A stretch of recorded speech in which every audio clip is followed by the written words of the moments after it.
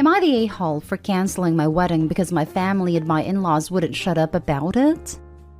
I'm being called a bridezilla left and right about this, and my fiancé is called a simp for apparently doing as I say, despite that being a mutual decision. My family and my fiancé's family have tried to have a say at our wedding in every aspect possible. How many guests we will invite, who we will invite, what kind of suit my fiancé will wear, what kind of wedding dress I'll wear, what kind of venue we will book, what kind of food we will have, what kind of music we will play, what song we will have our first dance to. Everything we've planned our families always judge, and aren't pleased and always have something negative to say. Planning our wedding has been more stressful and less fun for that reason. I feel like I can't have the wedding I want to have because they'll find a way to ruin it. At this point, I don't enjoy any of it, and neither does my fiancé. We try to make our boundaries clear with our family several times, and they'd get mad and somehow got worse whenever we tried to set boundaries. So, my fiancé and I both decided we will not have our wedding, and we will just go to the courthouse with our two best friends as witnesses. And that's it. No parties, no venues, no receptions. Just us, with our dream dress/suit and our two best friends. And after that, we'll book a restaurant to have some dinner with our 10 closest friends. That's all. Our families are continuing with the guilt tripping. Even my sisters, who used to remain neutral and even supported me sometimes, are now saying I'm taking it too far. But I'm manipulating my fiancé about this too. They keep insulting us and telling us to change our decision. We demanded an apology from their behavior and that we might have our wedding. But they refused to see why they should apologize. We said we stand firm. Are we the a-holes? Edit. Many people are asking who's paying. Our parents are helping us a lot financially, but we are also paying. Our parents use the financial support as a way to control our decisions. We wouldn't stand for that. They shouldn't offer to pay if they couldn't respect that the final decisions would be our own. For example, my in-laws refused to pay for the dress I picked because it was beige and not white. Our parents demanded we uninvite friends of ours to make room for relatives and friends of their own, and many other things. Now for the top comments. Not day home. We had our dream elopement. It was fantastic. Best decision ever. Dressed up how we wanted, had a photographer. It was great. The best wedding is having total control. Hate when families hold their contribution over your head. Either help or don't help, but do not dictate if you are going to help. Not stay home. Simple as, if they continue, maybe actually have your dream wedding, both of yours, and don't invite anyone who wants to take that away from you. That would mean no family at all, which right now doesn't seem like a bad idea. But I can't handle any more drama. That's why my fiancé and I decided to be low-key about it now. If I don't invite my parents and he doesn't invite his, then our extended families will side with our parents because they have the mindset that no matter what parents do, they're your parents and you should respect them regardless. So they'd stand by our parents and not attend our wedding as a way to protest. Respect is not blind obedience. Their need to control and show off to friends is their first priority, and a wedding and its meaning secondary. Don't touch their money if it comes with veto authority. Have your private wedding and break bread with those who support you. Not stay home. That's exactly what we are doing. There was no point in having a wedding if we couldn't enjoy even a bit of it. Not stay home. You are making the right decision. But just a piece of advice, throw out a dummy date for the courthouse wedding. Like say if you are getting married on Friday, June 6th, actually get married on Thursday, June 5th. Because your family sounds exactly like the kind of people who would crash the courthouse and cause drama. Next story. Am I the a-hole for keeping an inheritance from my ex-husband's homophobic family? I, 33, female, married my childhood best friend John, 33, male, when we were 22. I knew he was gay, and we decided to get married for several reasons. Taxes, convenience, to keep his family from finding out, etc. I got along with his family, who loved me. John had med school paid for by his family. I didn't have a job, and instead became a full-time caretaker for his maternal grandparents, who when we first got married were 85 and 87, and were dealing with multiple health problems. John's family supported us both financially through John's medical training. Once John got his MD and finished residency 3 years ago, he decided to come out to his parents. We got divorced, but we decided against telling the family that I knew all along. John's parents cut him off completely when he moved in with his boyfriend, basically disowning him. His grandparents weren't told about him being gay. Everyone was pretty much in agreement that it wasn't a good idea, as they were quite fragile physically and mentally at this point. But they knew he divorced. And whereas John used to come see his grandparents frequently, because his parents had disowned him, John decided to pretty much limit contact with his entire family and never really visited or called. On the other hand, I had been his grandparents' main caretaker for so long that I, 1, didn't have any other career training to support myself. 2, figured it would make sense for me to continue being their caretaker, as they were rapidly declining and didn't want them to adjust poorly to a lot of new changes. I moved into his grandparents' home with them. While I was angry at John's parents for their treatment of him, I still loved his grandparents who had always been kind to me. When they passed within a few weeks of each other, his grandfather ended up willing almost their entire estate to me, about $12 million in assets, while John and his mom each received about $50,000.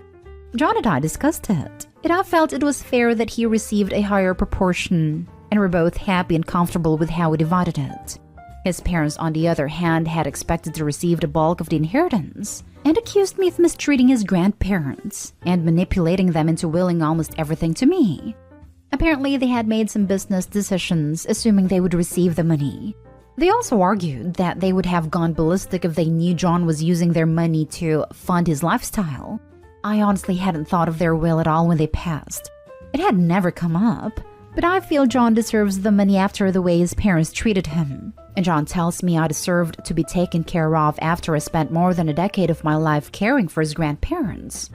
Are we the a-holes for keeping the inheritance when his parents had made plans based on their assumptions of the inheritance? Not a-hole. Play stupid homophobic games, win stupid homophobic prizes. Even if John's parents were decent people, Opie spent a decade caring for them. It deserves whatever she felt was right to give her, which in this case I agree with. She gave her 20s to them and was with them until the end. That is far more than John's mother can say she did for them in the last 10 years. Not stay home. The grandparents wanted you to have the money. They deliberately gave their daughter $50,000 so that she can sue you. They were smart old people. I wouldn't be surprised if they knew about John's sexuality all along. Never underestimate people just because they are old. Honestly, I think they did know but never mentioned it. It seems likely his parents told them, or word somehow got out. Sometimes people just know. There were likely obvious clues that even you and your ex couldn't hide. The best kind of people will treat people with kindness no matter what they think about their life choices. I know my ultra-religious grandparents were not thrilled with my wife and I living together before we married, but never complained to us about it. It's likely his grandparents just wanted him to be safe and happy, no matter who he really loved. Not stay home. You took care of them and had no career because of all the unpaid work that you did. I don't know why you gave your ex some money, but that's your decision.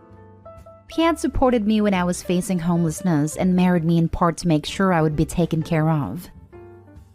Next story is titled, Am I the a-hole for uninviting my sister-in-law to my wedding for her trashy behavior?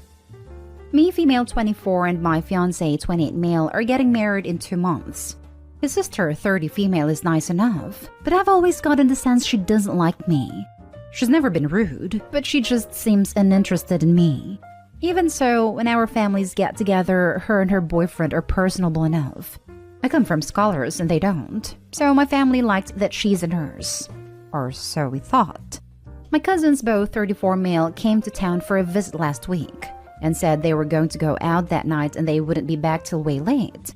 They ended up coming back super early. And when we asked, me, my parents, and my fiancé, what happened, turned out they got kicked out of a strip club for taking a picture of a dancer. And it was my fiancé's sister. I was mortified because I never took her for her type. We told fiancé's parents and it was a huge thing. Lots of drama between her and their parents. Eventually, everything calmed down and it became she's an adult. It's none of our business. This really rubbed me the wrong way. But I told fiancé that I was no longer comfortable with her coming to the wedding. I was met with a lot of resistance, but eventually he agreed. When I called her to explain myself, she blew up at me and told me I was shaming her for something that didn't affect me. I told her it did affect me if she would be bringing a trashy atmosphere to my wedding. We come from money, and the last thing I want is men lining up for services outside a broom closet. And I told her that much. She said she was offended that I suddenly think of her that way, and I told her she was more suited to a bachelor's party than a wedding, and I hung up. Well, ever since then, their family has been telling me how much of a witch I am for telling her what they want. And now my fiancé is starting to say I should reconsider, but I don't think bringing a stripper to a wedding is appropriate. Now for the comments. I come from scholars and they don't. You're the a-hole just for that statement. Are you going to ban your trashy cousins who went to the strip club as well? They'd probably be the first in line for her services should she decided to offer. What the heck does I come from scholars even mean? Does this brain surgeon know that 1, education does not equal intelligence? And 2, even if it did, intelligence is not always hereditary, and smart people have dumb kids all the time. Info. Where does the sister exhibit trashy behavior in this story? The only one acting trashy is you. And the cousins who violated her privacy by taking a picture. You're the a-hole. I'm missing exactly where your sister-in-law exhibited trashy behavior. She has a job she keeps private. Period. You literally had no idea until your family started to creepily sneak pictures of her while they were out drinking and carrying on. Your sister-in-law may work at a club, but your family was kicked out of the same place for being classless and out of line. They were literally too trashy for the atmosphere you're complaining about.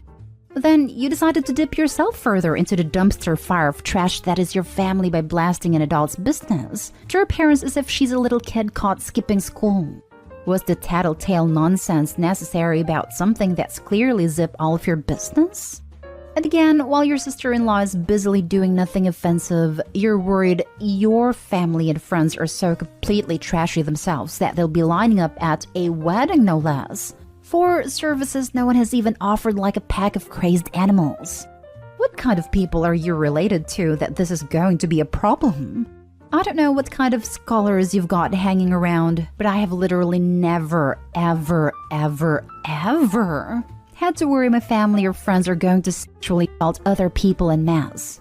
You're the a-hole. Now for the last story. Am I the a-hole for letting my daughter wear a tiara to my cousin's wedding?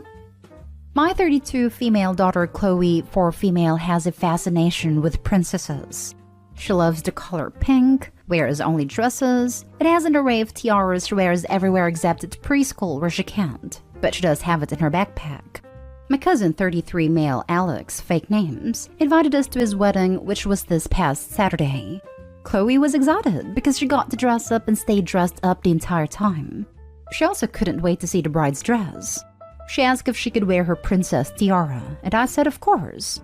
We got to the wedding on time. However, the start time was delayed for unknown reasons. 15 minutes after it was supposed to start, one of the bridesmaids came out and told me that the bride Jen, 31 female, was refusing to come out because my daughter was wearing a tiara. I thought she was joking, but she wasn't. Apparently, the bride was also wearing a tiara and wanted to be the only one wearing it. I told the bridesmaid that Chloe loves tiaras and always wears them. The bridesmaid said, not today, she isn't, and told me it needed to be removed. I said no. The bride is a grown woman and was being petty over a child's tiara. The bridesmaid left for a couple minutes and then Alex himself came out. He told me to leave. I asked why, and he said because I won't tell Chloe to take off her tiara. I said this was ridiculous, and Alex said it's not my wedding, and when I get married then Chloe can wear one to mine. With that, I'm officially uninvited regardless. Others around me told me to just take it off, and I wouldn't. Alex's mom came over and escorted us out. Chloe was upset and crying because she feels she did something wrong. And I'm upset because I can't believe someone would be jealous over a literal 4-year-old. I also feel bad because Chloe was really looking forward to seeing Jen's dress because she loves wedding dresses. But literally no one is on my side. Am I the a-hole? Edit. Someone asked if my cousin has a mental illness. I said no, but the bride has Asperger's, and they said that's important for you all to know.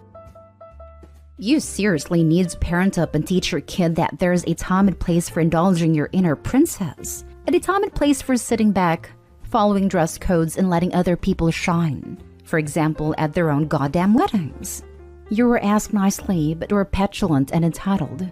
You caused this. It's not over a child. It's over your lack of parenting. There's a reason nobody's on your side. You're the a-hole. I agree with this. 4-year-olds should be taught time and place for attire. She didn't wear a tiara to preschool as mentioned by the OP, so a wedding is also a specific occasion. I personally would find it cute if I were the bride, but everyone is different, I guess. I think the bride's wishes, while over the top here, should be respected. Yeah, wedding conventions are stupid, so it's a frequent gray area here. But no one's saying OP's an a-hole for thinking the bride is being extra. She's an a-hole for digging in her heels for no good reason, refusing to teach her daughter an age-appropriate lesson about etiquette, and ruining her daughter's day on top of upsetting the bride. I'd bet they were quick to yeet her because stuff like this is part of a larger pattern. You're the a-hole for not complying with the bride's request/demand. It is their wedding and their rules. There is a reason literally no one is on my side in this, because you were wrong. Ruined her daughter's opportunity to enjoy herself, and for what? The kid would have gotten over the removal for a tiara in minutes. So much more upsetting to have to leave the wedding and not get to do the thing she was actually looking forward to, which was admiring the bride. Nobody told Opie that pick your battles doesn't mean pick every battle. Not only that, but the daughter at 4 years old had a social graces thought to ask her mom before the wedding if it was okay to wear it. How hard is it to say, "Oh honey, I'm sorry. I thought it would be alright, but mommy made a mistake, and bride would like you to take it off." Like how you don't wear it at preschool. You can have it with you, but let's not wear it right now. Sorry, but you're the a-hole.